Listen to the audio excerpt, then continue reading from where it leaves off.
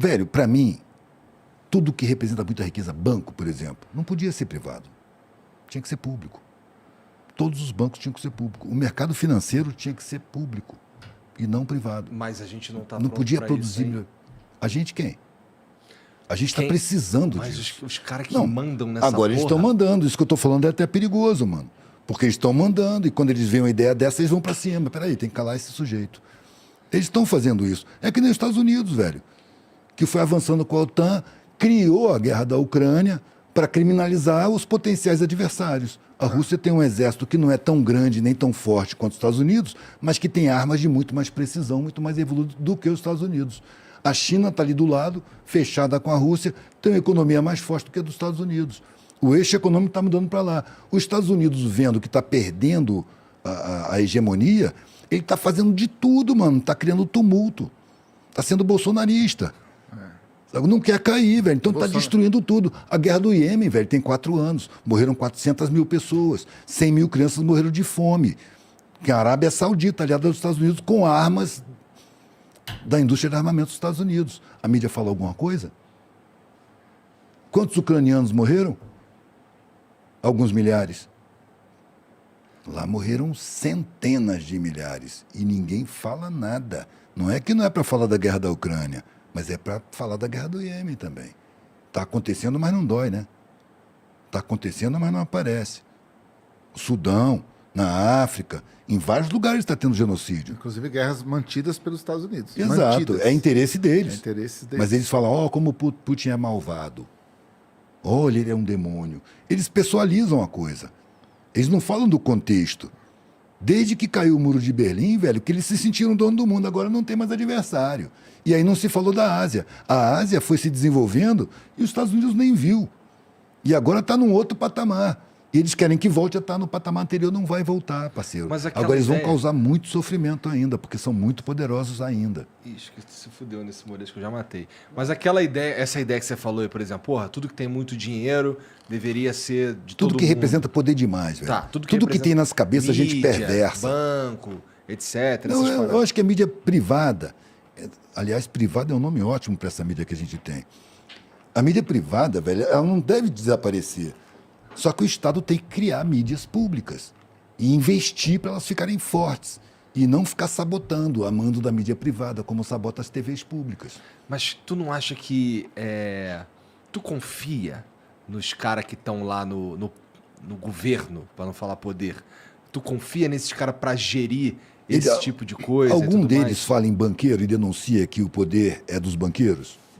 Não dá para confiar, né, parceiro? Não dá. Então eles escondem um jogo. Então todos. aí fudeu, né? Porque vamos. Tá bom, só. Não, vamos jogando, mano. Eu não confio no Lula, mas ele tem que ser eleito. Entendi. Sacou? Porque ele é uma peça útil agora no tabuleiro. Em prol da população. Porque ele conhece o sofrimento.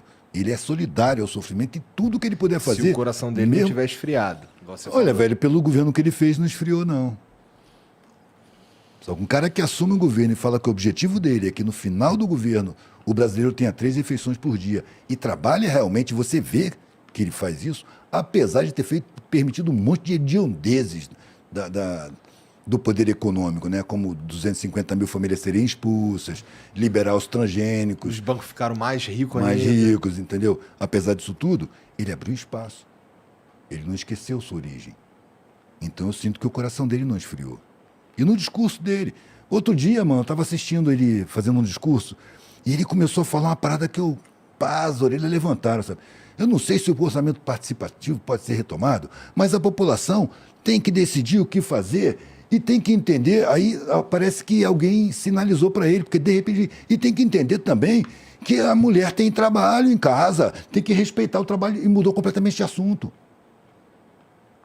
Ele deve ter gente ali por perto que sinaliza para ele, sacou?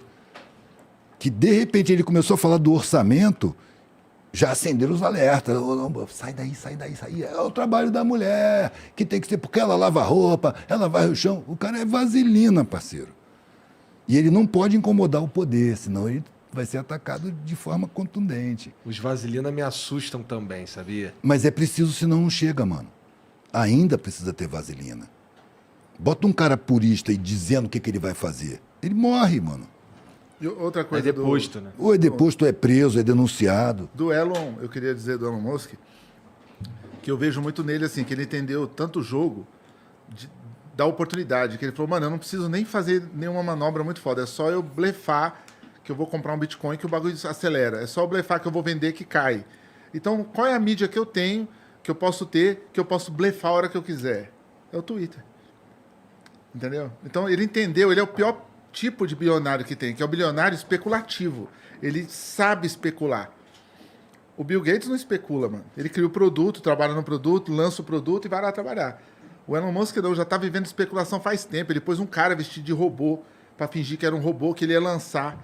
Aquilo é um blefe, cara. Parecia um cara dançando lá, o mundo todo parando para ver um robô que é um cara ser humano. Entendeu? Um falso Então, robô. É um falso robô. Aquilo é um blefe. Então ele já tá blefando tem um tempo, mano. Tá ligado? Quando ele lança o SpaceX e tudo extraordinário, não, que agora vão colonizar Marte e tal. Ah, aconteceu mais o quê? Nada. Mas é o absurdiscão. Mas por que tu acha que é negativo ele ter o Twitter? Porque ninguém podia ser detetor de uma mídia com pensamento que não seja para todo mundo. Ou que seja Mas uma não é mesa pra gestora. todo mundo hoje em dia. Não, mas que seja uma mesa gestora. Mas essa mesa gestora, ela é dominada 95% de um lado. E eu não tô tirando esse número do meu cu. Sim. Entendeu? É realmente 95%. Você tem dados? Eu tenho dados nesse caso. Nesse Então, caso, você tem dados. 95% da galera que tava ali. E eu não tô falando só do Twitter, não. Isso daí é um número que ele é constante, assim. Eu acho que o que tem menos tem 95%. Então, por isso que a Folha de São Paulo fez o que fez com esse país, por isso que a revista Veja fez o que fez com esse país, fez propaganda da cocaína quando ninguém sabia o que era cocaína, invadiu as periferias de cocaína quando ela pôs um canudo de ouro mostrando que era cocaína. Por isso que a Folha de São Paulo, quando quer acabar com a carreira de alguém, faz um artigo e acaba. É porque 95% sempre foram desses caras. Entendeu? Então, assim, não quer dizer que é benefício nenhum. Sempre Não, foi de mas uma família no caso das redes sociais, 95% das paradas é de esquerda. Tá ligado? Porque eles acontecem lá em São Francisco, que é majoritariamente a galera de esquerda, não sei o quê. E, porra, assim, existe... dá pra... Se você olhar, assim, com um certo viés, você consegue enxergar que tem uma corrente de pensamento predominante nas redes sociais. A sabe? corrente predominante das redes sociais é de direita e ultradireita. Ah, não é. Eu provo pra você. Ah, Quanto não tempo é. que eu tô com um canal, o cara monta o canal Caminhoneiro do Bisonho lá do inferno do não sei da onde. O cara no outro dia tem 40 mil visualizações. Ou alguém tá impulsionando e pagando aquilo ali, ou então todo o povo dele que tá ali numa cidade de 50 mil pessoas, 40 mil pessoas é de direita. Então, assim, o pensamento... O que a rede te mostra o tempo todo? Ela te invade com gente que ou não pensa nada, ou pensa pela direita, mano. Quando que você abriu a internet, só dentro da bolha psicopata, que nem a minha, que só vejo coisa que me interessa, assim como todo mundo só vê coisa que se interessa, que abre pra gente o nosso mundo. Mas se você abrir a rede tudo que você puxa, ele vai para quem impulsionou, vai para quem tem um pensamento de extrema direita, praticamente de extrema direita. A rede, ela é extremista.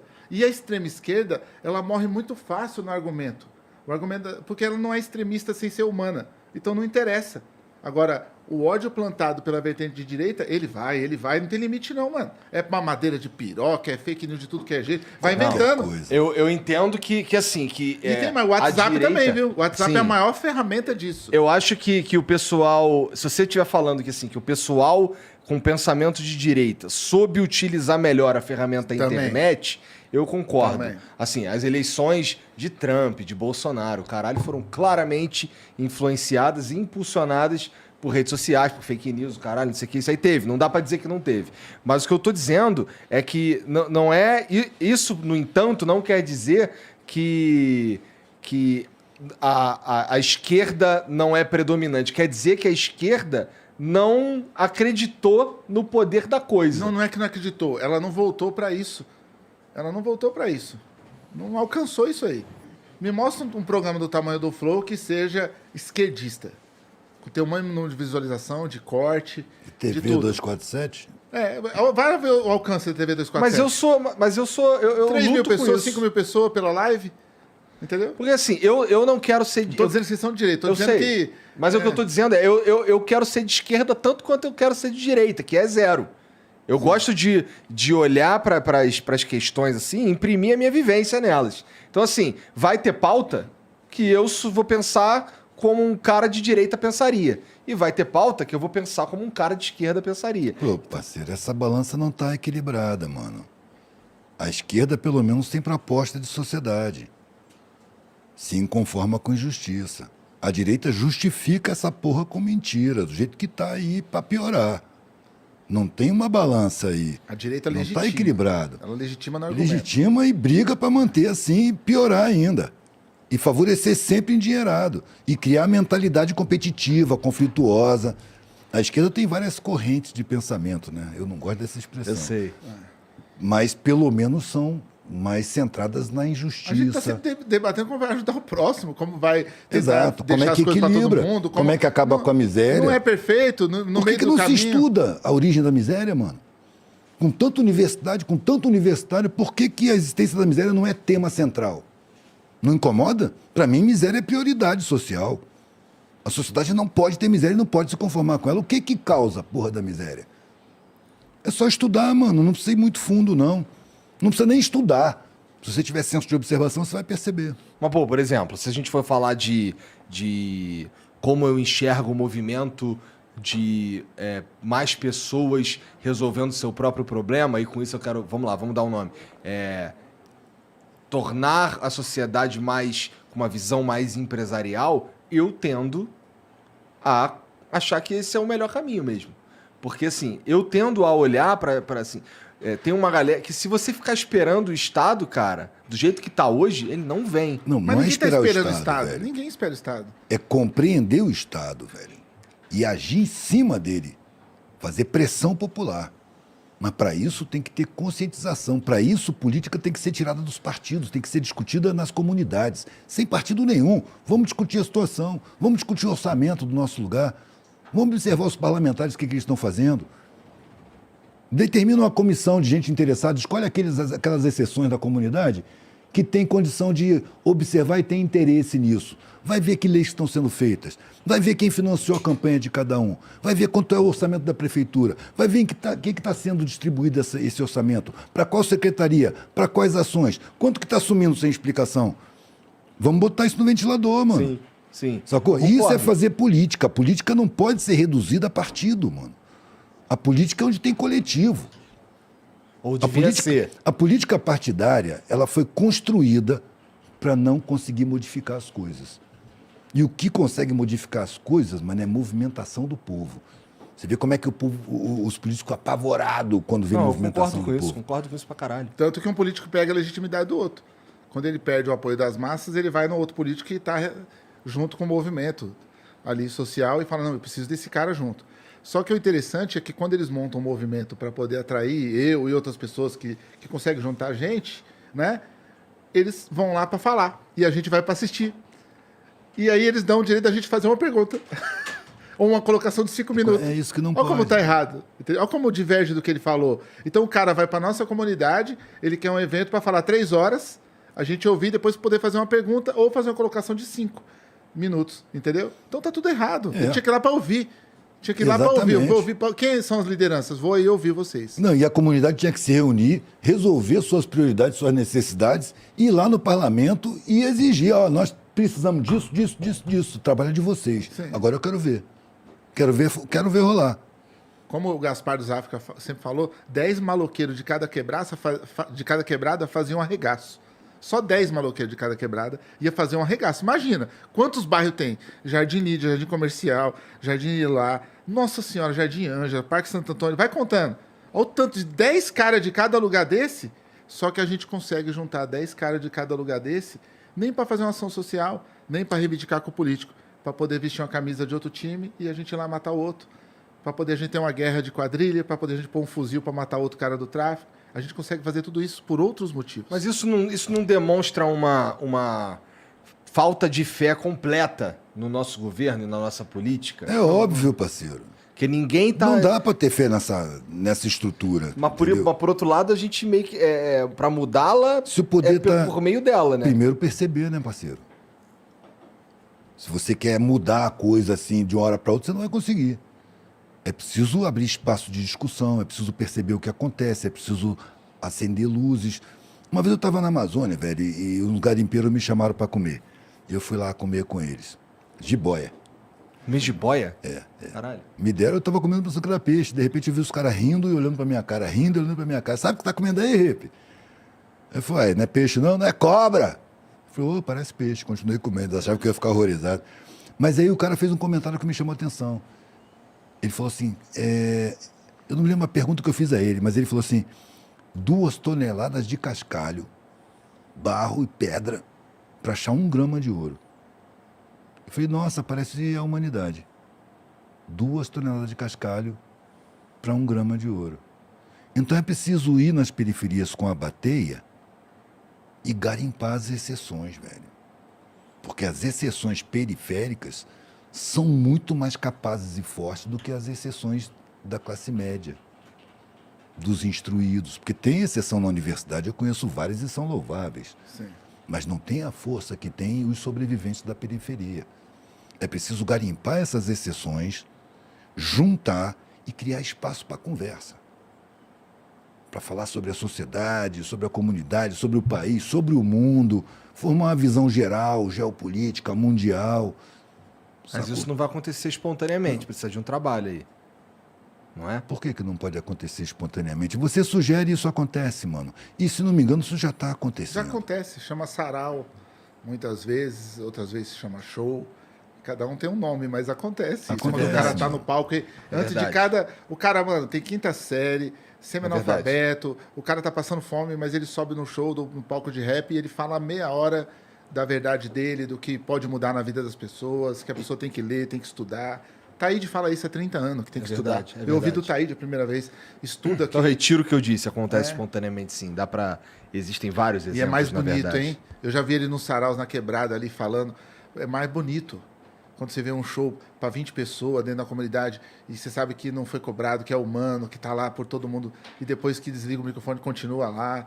E aí continua gerando mais coisa depois à noite, sabe? Gera mais debate, gera mais impacto. Ali, um maninho dali, se eu estiver mentindo, você me corrige. Um maninho que viu ele falando há 3 anos atrás foi lá e montou um Grêmio depois de 3 anos. O outro foi lá e montou uma livraria na quebrada, um sebo, sabe? E aí vai plantando, vai plantando. E essa é a esperança, cara. Essa é a esperança. Sim. Do verbo esperançar.